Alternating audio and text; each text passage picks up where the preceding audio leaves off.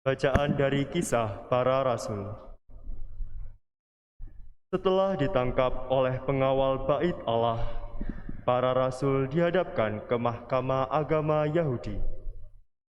Imam Agung mulai menegur mereka. Dengan keras kami melarang kamu mengajar dalam nama Yesus. Namun ternyata kamu telah memenuhi Yerusalem dengan ajaranmu. Dan kamu hendak menanggungkan darah orang itu kepada kami. Tetapi Petrus dan rasul-rasul itu menjawab, kita harus lebih taat kepada Allah daripada kepada manusia. Allah nenek moyang kita telah membangkitkan Yesus yang kamu gantungkan pada kayu salib dan kamu bunuh. Dialah yang telah ditinggikan oleh Allah sendiri dengan tangan kanannya menjadi pemimpin dan penyelamat, supaya Israel dapat bertobat dan menerima pengampunan dosa. Dan kami adalah saksi dari segalanya itu, kami dan Roh Kudus yang dikaruniakan Allah kepada semua orang yang mentaati Dia. Mereka lalu menyesah para rasul dan melarang mereka mengajar dalam nama Yesus. Sesudah itu mereka dilepaskan. Rasul-rasul itu meninggalkan sidang mahkamah agama dengan gembira karena mereka telah dianggap layak menderita penghinaan oleh karena nama Yesus. Demikianlah sabda Tuhan. Syukur kepada Allah.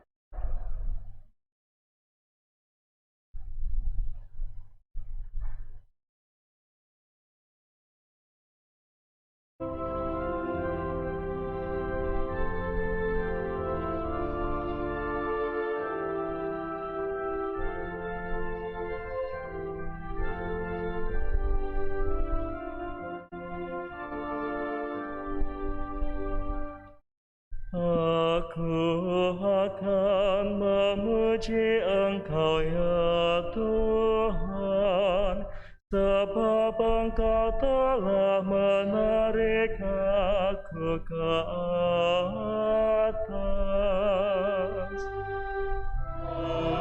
Aku akan memuji Engkau ya Tuhan, sebab Engkau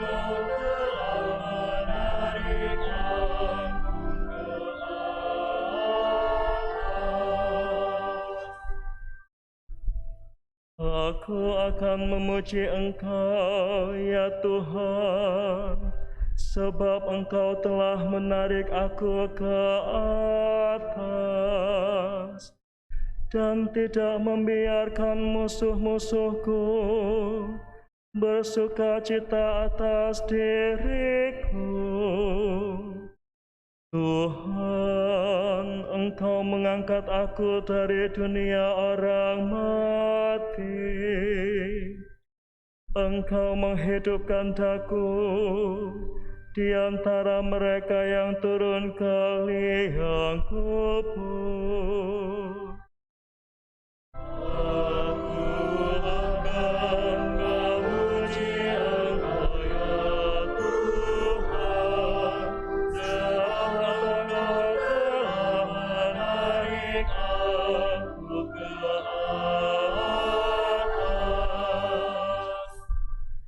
Nyanyikanlah mazmur bagi Tuhan, hai orang-orang yang dikasihi oleh-Nya, dan persembahkanlah syukur kepada nama-Nya yang kudus.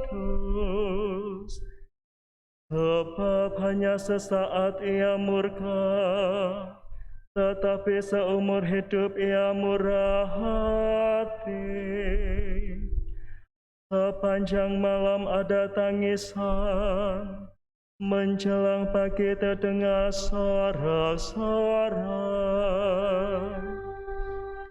Aku akan memuji Engkau ya Tuhan, sebab Engkau telah menarik aku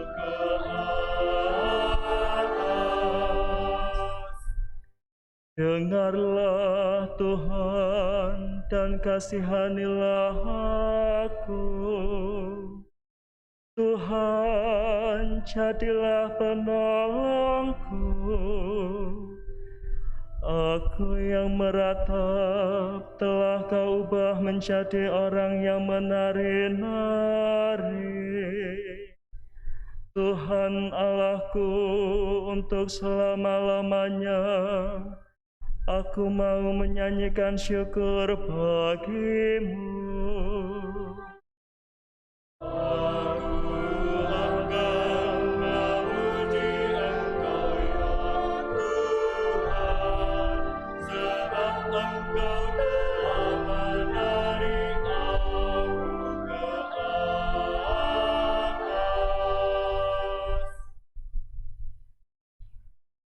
Bacaan dari Kitab Wahyu. Aku, Yohanes, melihat dan mendengar suara banyak malaikat di sekeliling tahta, makhluk-makhluk, dan tua-tua di surga. Jumlah mereka berlaksa-laksa dan beribu-ribu laksa, dan aku mendengar suara nyaring dari mereka. Anak domba yang disembelih itu layak menerima kuasa dan kekayaan, hikmat dan kekuatan, hormat, kemuliaan, dan puji-pujian. Dan aku mendengar semua makhluk yang di surga dan yang di bumi, yang di bawah bumi, dan yang di laut, dan semua yang ada di dalamnya berkata, bagi Dia yang duduk di atas tahta dan bagi Anak Domba, puji-pujian dan hormat, kemuliaan dan kuasa sampai selama-lamanya. Dan keempat makhluk di surga itu berkata, Amin. Dan para tua-tua itu jatuh tersungkur dan menyembah. Demikianlah sabda Tuhan. Syukur kepada Allah.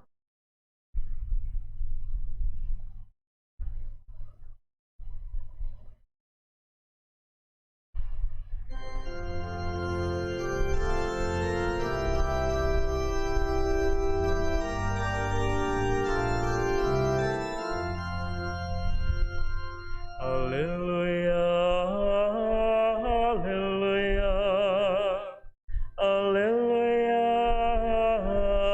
haleluya.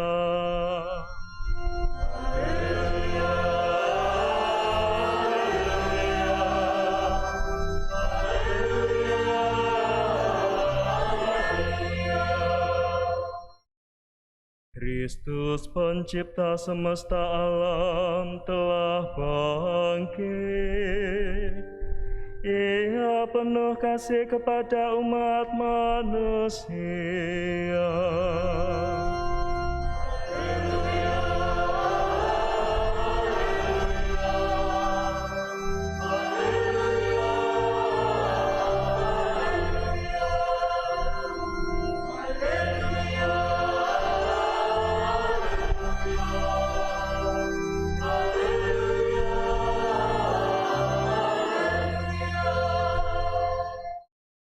Tuhan bersamamu.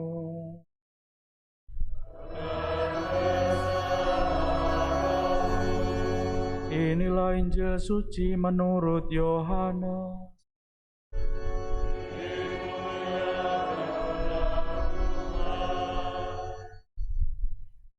Sesudah bangkit dari antara orang mati, Yesus menampakkan diri kepada murid-muridnya di pantai Danau Tiberias. Ia menampakkan diri sebagai berikut.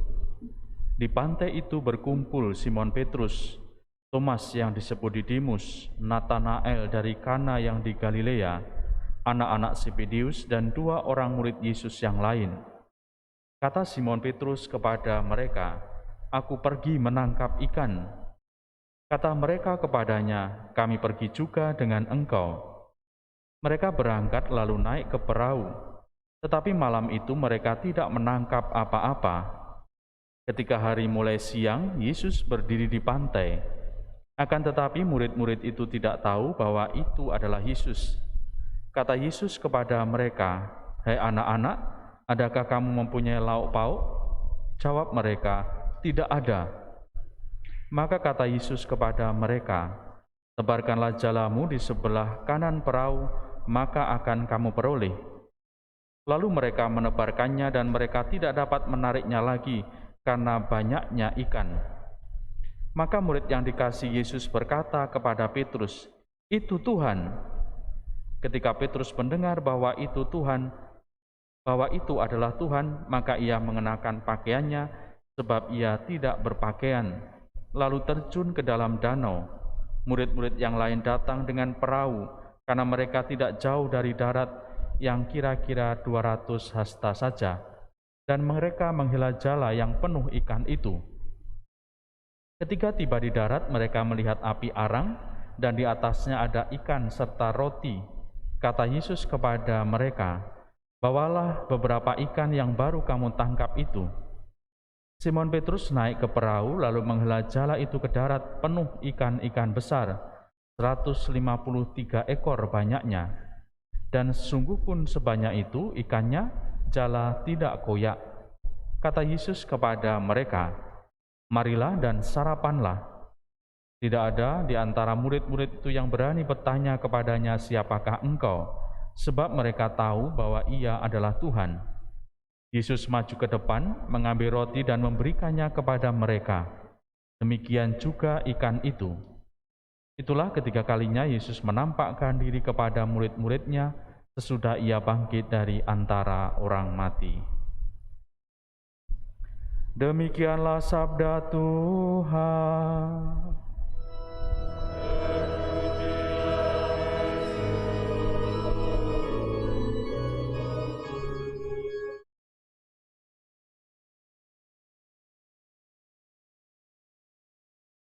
Saudari-saudaraku yang terkasih, dari Minggu Paskah yang ketiga, artinya kita masih dalam masa Paskah. Dan tentu warta kebangkitan, kesadaran akan Yesus yang bangkit tetap menjadi permenungan dan juga sekaligus menurut saya anugerah iman yang luar biasa. Pengalaman kebangkitan atau Hari Raya Paskah ini selalu didengung-dengungkan dan kita tahu bahwa ajaran Gereja Katolik juga berasal dari warta kebangkitan ini. Maka kalau kita menilik dalam mungkin sebagian atau bahkan semua, kabar gembira atau Injil itu memang seolah-olah ditulis dari belakang, yaitu tentang warta kebangkitan baru ditarik mundur. Maka kalau kita membaca Injil, semakin ke belakang biasanya yang dikisahkan itu semakin detil. Bahkan kalau kita membaca Injil sinoptik ya, kecuali Injil Yohanes itu, peristiwa-peristiwa penderitaan Yesus itu diceritakan mungkin malah dalam waktu dari jam ke jam, begitu kira-kira. Artinya saudari-saudaraku yang terkasih, warta kebangkitan ini memang menjadi sebuah dorongan, kalau boleh dikatakan, atau bahkan sebuah kekuatan yang sangat luar biasa dari Allah yang direnungkan para murid, yaitu para rasul itu. Inilah warta kebangkitan yang memberikan daya, memberikan kekuatan. Maka Injil yang saya bacakan atau yang kita dengarkan bersama ini, saya memang membaca dalam versi singkat, versi panjangnya itu ada setelah kisah itu ada kisah lagi tentang Petrus yang ditanya Yesus. Jadi teks misa itu ada dua pilihan, ya, ada yang versi panjang dan versi pendeknya. Saya ambil yang pendek, saya mau mengajak Anda untuk melihat dan merenungkan bagaimana warta kebangkitan ini meresapi hidup para murid. Bahkan dalam sebuah tulisan dikatakan bahwa ketika Yesus wafat, buyar para murid. Buyar artinya mungkin mereka sedang meresapi, sedang memahami, dan mungkin juga misteri Allah yang begitu besar ini sulit dipahami. Maka mereka kembali ke rutinitas masing-masing. Bahkan Injil hari ini juga dikatakan Petrus, ya di sini Petrus, Thomas yang disebut Didimus, Natanael dari Kana yang di Galilea, anak-anak Zebedeus, mereka kembali menangkap ikan sebagai nelayan. Artinya ketika murid-murid Yesus ini menyadari bahwa, oh Yesus wafat, selesai. Mereka mencoba memahami, bahkan mungkin ada warta Yesus bangkit dan seterusnya, tetapi mereka juga mungkin kesulitan untuk memahami misteri yang sebesar itu. Mereka kembali ke rutinitas. Dan disitulah sebenarnya akhirnya Yesus menyapa mereka. Injil Yohanes berangkat dari peristiwa itu, tetapi ia mau memberikan mahkota dalam peristiwa itu. Ketika akhirnya mereka menangkap ikan dan tidak dapat, lalu mereka bertemu dengan Yesus. Yesus mengatakan, ada lauk pauk? Lalu para murid mengatakan tidak dapat karena memang tidak memperoleh ikan. Tetapi Yesus mengatakan, tebarkanlah jalamu di sebelah kanan. Dan didapatinya begitu banyak ikan. Maka salah satu murid dikatakan di sini, murid yang dikasih Yesus, yang biasanya juga mengacu kepada Rasul Yohanes, mengatakan kepada para murid yang lain, itu Tuhan. Pengalaman inilah yang menurut saya, saudari-saudaraku yang terkasih, menjadi daya atau kekuatan Paskah. Dalam peristiwa dan pengalaman hidup kita setiap hari, pernahkah kita mengatakan, itu Tuhan? Tiba-tiba suaminya mengatakan, udahlah Bu, arep riyo gak entuk duit, ya gak popo, sing penting kumpul, nanti gampang lah kita cari. Itu Tuhan yang ngomong. Mungkin dalam situasi semacam ini, ya, dan memang sudah hiruk pikuk, memang mereka menyadari akan bagaimana mereka harus merayakan ya liburan yang luar biasa ini, hiruk pikuknya luar biasa ini. Kita kadang kesulitan, ya apa enake gitu. Makanya saya ngecek ke kapel-kapel, iki misane sesuk ana uang apa ora. Gak ana diliburne apa piye gitu ya. Jangan Romo. Kok saya melihat belum banyak yang keluar, katanya. Persoalan-persoalan hidup yang bisa kita hadapi ini, dan kita menemukan itu Tuhan. Mungkin saya pernah men-sharingkan ketika saya harus karantina COVID itu, saya hanya bisa melihat keluar jendela karena saya tidak bisa turun dari bed, lalu di jendela itu hanya ada tanaman, lalu ada buah jeruk satu begitu. Saya hanya bisa lihat itu, pemandangan yang tentu di luar kamar. Ya. Lalu ya mungkin pertama saya lihat ya biasa aja, tapi lama-lama kok buah itu kok bagus ya, kok seger ya. Lalu lama-lama itu menjadi pemandangan yang paling indah ketika saya terbaring karantina.